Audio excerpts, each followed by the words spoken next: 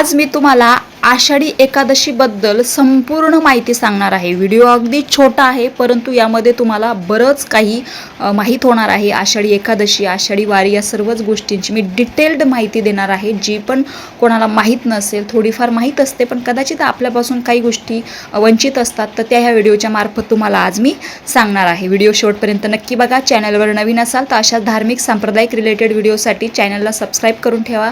यामागे आपण एक सिरीज चालू केलेली आहे संत चरित्राची, तर यावर मी संत जनाबाई, संत मुक्ताबाई, संत ज्ञानेश्वर, संत सोपान काका सर्व संतांचं चरित्र आपल्या ह्या चॅनलवर मी अपलोड केलेलं आहे। त्यामुळे चॅनल सबस्क्राईब करून चॅनलला व्हिजिट करा आणि सर्व संतांचं चरित्रही ऐका।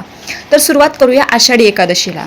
आषाढी एकादशीला देवशयनी एकादशी म्हणण्याचे कारण, मनुष्याचे एक वर्ष हे देवांची एक अहोरात्र असते। दक्षिणायन ही देवांची रात्र असून उत्तरायण हा त्यांचा दिवस असतो। हे थोडं ऐकायला किचकट वाटतंय, परंतु पुढे जसं ऐकाल तसं तुम्हाला या गोष्टी समजतील।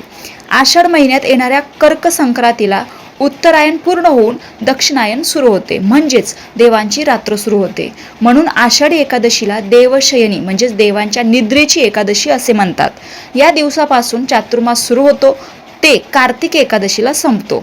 अशी मान्यता आहे की ह्या दिवशी भगवान विष्णू हे क्षीरसागरात शेषनागावर योग निद्रेत जातात आणि कार्तिक एकादशीला म्हणजेच प्रबोधिनी एकादशीला बाहेर येतात। आषाढी एकादशीचे महत्त्व काय, तर देवांच्या या निद्र कालात असुर प्रबळ होतात व मानवाला त्रास देऊ लागतात। त्या असुरांपासून किंवा या असुरी म्हणजेच वाईट शक्तींपासून स्वतःचे संरक्षण करण्यासाठी प्रत्येकाने काहीतरी व्रत करणे आवश्यक असते। तर आषाढी एकादशीचा सर्वात महत्त्वाचा आणि मुख्य विषय म्हणजे पंढरपूरची वारी। महाराष्ट्रात याला अनन्यसाधारण महत्त्व आहे, कारण श्री विष्णू व लक्ष्मीचे प्रतिरूप समजले जाणारे श्री विठ्ठल रखुमाईचे मंदिर पंढरपूर येथे आहे। दर आषाढी कार्तिकी एकादशीला तेथे वारी करण्याचा प्रघात आहे। जवळपास शेकडो वर्षापासून ही परंपरा येथे रूढ झाली आहे। सध्या आपण पाहतो तो आळंदी ते पंढरपूर पालखी सोहळा ज्यांनी सुरू केला ते हरिभक्तीपरायण हैबत बाबा आरफळकर यांचं पण चरित्र मी माझ्या चॅनलवर अपलोड केलेलं आहे, ते पण तुम्ही बघू शकता। हे प्रारंभी तुकाराम महाराजांचे सुपुत्र नारायण महाराज यांच्या समवेतच पंढरपूरची वारी करीत होते।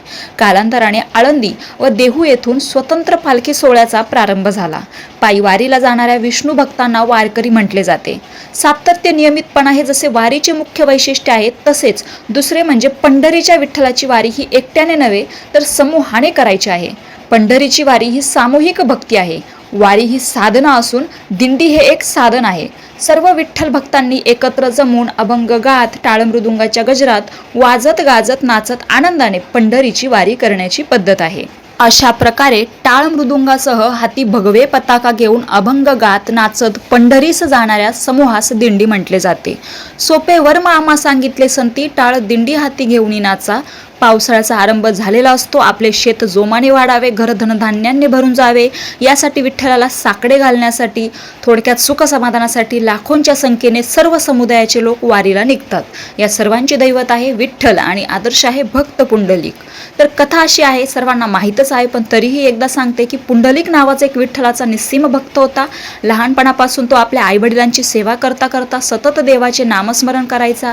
अशा या भक्ताला भेटण्यासाठी प्रत्यक्ष परमेश्वरच त्याच्या दाराशी गेला, पण त्यावेळी पुंडलिक आपल्या आजारी वृद्ध माता पित्याची सेवा करण्यात मग्न होता। विठ्ठल अंगणात आला, तेथे खूप चिखल असल्यामुळे पुंडलिकाने एक वीट त्याच्याकडे फेकली व म्हणाला, देवा तिथेच थांबा, माझ्या आजारी आईवडिलांना माझी गरज आहे, त्यांची सेवा पूर्ण करेपर्यंत वाट बघा।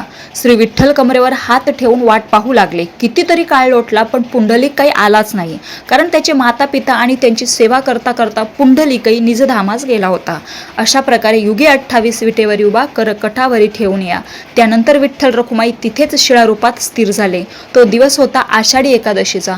अशा प्रकारे पुंडलिकासारख्या भक्ताची वाट पाहत प्रत्यक्ष परमेश्वर आजही पंढरपुरात उभा आहे, अशी या वारकऱ्यांची मनोधारणा आहे। म्हणूनच थंडी, ऊन, पाऊस या कशाचीही तमा न बाळगता 21 दिवसांची पायी वारी करत ही वारकरी पौर्णिमेला पंढरपुरात पोहोचतात। तेथील चंद्रभागा नदीमध्ये स्नान करून पवित्र होतात। भगवंताचा आशीर्वाद घेऊन पुण्याची शिदोरी घेऊन आपापल्या गावी परततात। आता बघूयात दिंडी महात्म्य। होय होय वारकरी पाहे पाहे रे पंढरी, काय करावी साधने फळ अवघीची येणे। अभिमान नुरे कोड अवघेची पुरे तुका मने डोळा विठो बैसला सावळा. पंढरीची वारी ही ईश्वरी प्रेमाची एक विलक्षण अनुभूती आहे. वारकरी संप्रदाय हा मानवी जीवनामध्ये परमेश्वरी प्रेमाची अनुभूती वारंवार घेऊन ते जीवन खऱ्या अर्थाने समृद्ध व संपन्न कसे करावे याचा सुलभ राजमार्ग सांगणारा संप्रदाय आहे. हिंदू धर्माच्या निरनिराळ्या अवस्थांमधून परिणत होत आलेला तो परिपक्व स्वरूपाचा भक्तिपंथ आहे. पंढरीची वारी जयाची कुळी त्याची पाय धुळी लागो मज असे वारीचे महात्म्य आहे. पंढरीच्या वारीला महाराष्ट्राच्या कानाकोपऱ्यातून लाखो भाविक पंढरपूरला निघतात, यालाच वारी म्हणतात. आळंदीहून संत ज्ञानेश्वरांच्या पादुका, पैठणवरून नाथ महाराज, सासवडवरून सोपान काका व देहू येथून संत तुकारामांच्या पादुका पालखीत ठेवून ती पालखी पंढरपूरला निघते. त्यासोबतच सर्व वारकरी अभंग म्हणत विठ्ठल नामाचा गजर करीत टाळ मृदुंगांच्या तालावर नाचत पायी जातात. यालाच दिंडी असे म्हणतात. वारकरी संप्रदाय हा लहान मोठा भेद मानत नाही. प्रत्येक जण एकमेकांच्या पाया पडून समोरच्याबद्दल आत्मीयता व आदर दाखवतो. सर्व समाजाचे लोक एकत्र येऊन वारीला निघतात. रात्र झाली की जवळपासच्या गावात मुक्काम करतात. गावातील भाविक लोक दिंडीतील वारकऱ्यांसाठी चहा, फराळ व जेवणाची व्यवस्था करतात. जवळ अजिबात पैसे नसणारे भाविक देखील या वारीमध्ये समाविष्ट होऊ शकतात. हाच वारीचा महिमा आहे. येथे गरीब श्रीमंत हा भेदच राहत नाही. तर आपल्याला या आषाढी एकादशीला वारीला किंवा दिंडीमध्ये सामील होता आलं नाही, पंढरपूरच्या पांडुरंगाचं दर्शन घेता आलं नाही, तर तुम्हीही अगदी मनोभावे ह्या पद्धतीने पूजा करू शकतात. तर या दिवशी श्री विष्णूंची श्रीधर ह्या नावाने पूजा करून अहोरात्र तुपाचा दिवा लावतात. आपापल्या मनोभावे पूजा करायची आहे. पण मी तरीही सांगून देते पूजेचा विधी काय असतो.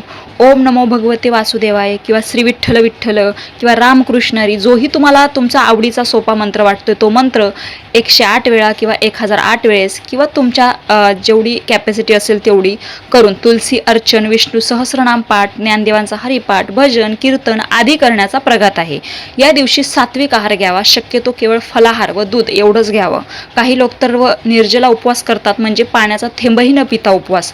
उप म्हणजे जवळ आणि वास म्हणजे राहणे. थोडक्यात या दिवसापुरतं तरी भगवंताच्या सानिध्यात राहणे म्हणजेच उपवास होय. चला तर मग या आषाढीला आपणही सत्याचरण करावे. परोपकार व सात्विक आहार असा उपवास करून पुण्यास पात्र होऊ. रामकृष्ण हरी.